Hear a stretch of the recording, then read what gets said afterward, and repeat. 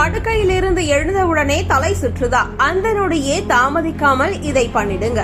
காலை எழுந்தவுடனோ படுத்திருந்த இடத்திலிருந்து திடீரென்று நிற்கும் போதோ சிலருக்கு உலகமே சுற்றுவது போல கண்முன் மங்கலான பார்வை 2 வினாடிகள் நின்று அதன் பிறகுதான் எழுந்திருக்கவே தோன்றும்.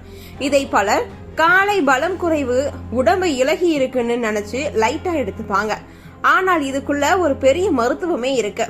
படுக்கையிலிருந்து திடீரென்று எழும்பும் போது நம்ம உடம்புக்குள்ள ரத்த ஓட்டம் உடனே மேலே ஏற முடியாத நிலை வரும்.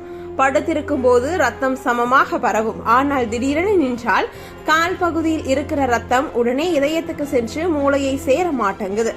இதனால் மூளைக்கு ஒரு நொடிக்கு கூட ரத்த ஓட்டம் குறைந்து பார்வை மங்கலாகிறது.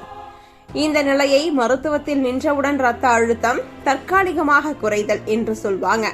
நமக்கு ரத்த அழுத்தம் சாதாரணமாக இருந்தாலும் கூட திடீரென எழும்பொழுது இது நடக்கலாம். ரத்தம் மேலே சென்று சேர ஒரு சில வினாடிகள் ஆகும். அந்த நேரத்தில் தான் கண்முன் கருமை, பார்வை மங்குதல், தலைவலிப்பு, தலை சுற்றல் வரும்.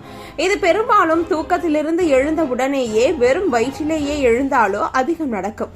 உடம்புல நீர் சத்து குறைவு இருந்தாலே ரத்தம் குறைவு ஆகிவிடும்.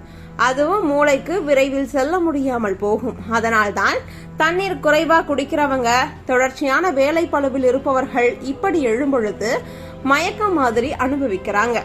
இரத்த சோகை, திடீர் உடல் பலவீனம், அதிக நேரம் உணவு தவிர்த்தல், சர்க்கரை குறைதல், உடல் எடை திடீரென்று குறைதல் இவையும் இந்த பிரச்சனையை அதிகப்படுத்தும். இந்த மாதிரி நிலை அடிக்கடி வந்து கொண்டே இருந்தால் அது உடம்பு காட்டுற எச்சரிக்கை.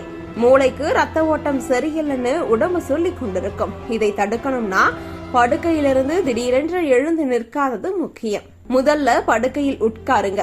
2-3 முறை ஆழ்மூச்சு விடுங்க. பிறகு மெதுவா எழுந்து நில்லுங்க. உடம்பு சிறிது நேரம் தரையில் நிற்கும் நிலைக்கு ஒத்துக்கொள்ளும். காலை எழுந்தவுடன் 1 டம்ளர் வெந்நீர் குடிப்பதாலும் ரத்த ஓட்டம் சீராகும்.